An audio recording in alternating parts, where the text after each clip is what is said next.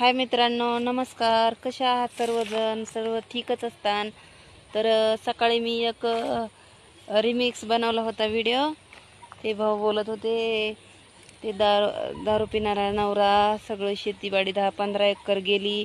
आणि हे खरंच आहे मित्रांनो, हे काय खोटं नाही आहे की खरंच माझी पूर्ण शेतीबाडी सगळं विकलेलं आहे. माझी प्रॉपर्टी सगळं माझ्या मिस्टरांनी सगळं वाट लावलेली, त्यामुळंच ते आमच्यासोबत नाही आहे. त्यांनी पूर्ण राख लावून आता काहीच नाही ठेवलेलं. तर आता तो म्हणून त्याला एकट्याला सोडलेलं आहे. तुम्ही म्हणताय का ताई तुम्ही सोबत राहायला पाहिजे. त्यांनी पोरांसाठी काहीच ठेवलेलं नाही. आईश केलेली आहे विकून. त्यांनी 30 एकर जमीन विकलेली आहे. तुम्हाला खोटं वाटत असेल, बरेच ते माझे फॉलोअर आहेत ना, बऱ्याच अर्ध्याच्या जास्त लोकांना खरंच माहिती आहे की ही कहाणी खरंच आहे म्हणून, खोटं नाही. आम्ही बीड जिल्ह्याचे इथं, पण मी 12 वर्षापासून शिर्डीतच राहते. पोरांना पण लहानाची मोठी मी शिर्डीतच केलं आहे. काम करून सांभाळून पोरांना मोठे केले मी. तर त्यांचा काही विषयच नाही. त्यांनी सगळं विकून आईश करून बसलेले, ते काहीच ठेवलेलं नाही आहे. आणि हे खरं आहे, हे कोणाला मी सांगत नाही आहे. पण तुम्ही तुमचे प्रश्न लयच आहेत ना, का बरं ताई असा व्हिडिओ टाकला, तुम्ही का बरं असं बोलला, असं का बरं हे केला. त्यामुळं मग याचावल्या बघा मला इथं उभं राहिले सगळे.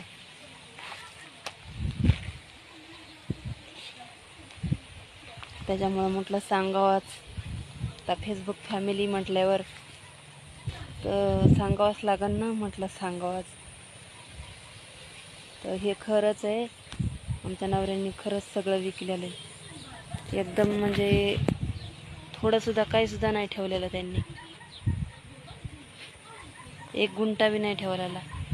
मी आता शिर्डीतच जॉब करून काम करून 1 गुंठा घेऊन पोरांसाठी पत्र्याचं का होईना मी स्वतःचं घर केलं आहे. मी माझ्या स्वतःच्या हिमतीवर, कोणाचा 1 रुपयाचा आधार नसताना सुद्धा मीच केलं आहे. पोरांचं शिक्षण सगळं काही मीच करते. त्यांच्याकडून 1 रुपयासुद्धा घेत नाही आहे मी. आणि त्याच्यामुळं मी त्यांना इकडे बोलवत बी नाही. काय करायचं मित्रांनो, तुम्हीच सांगा.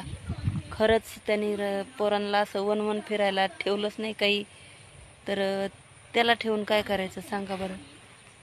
काही माझं चुकत नाही. उलट मी कसं तरी इथं आहे म्हणून तरी त्यांना शिक्षण हे त्यांचं व्यवस्थित करिअर बनवू शकते.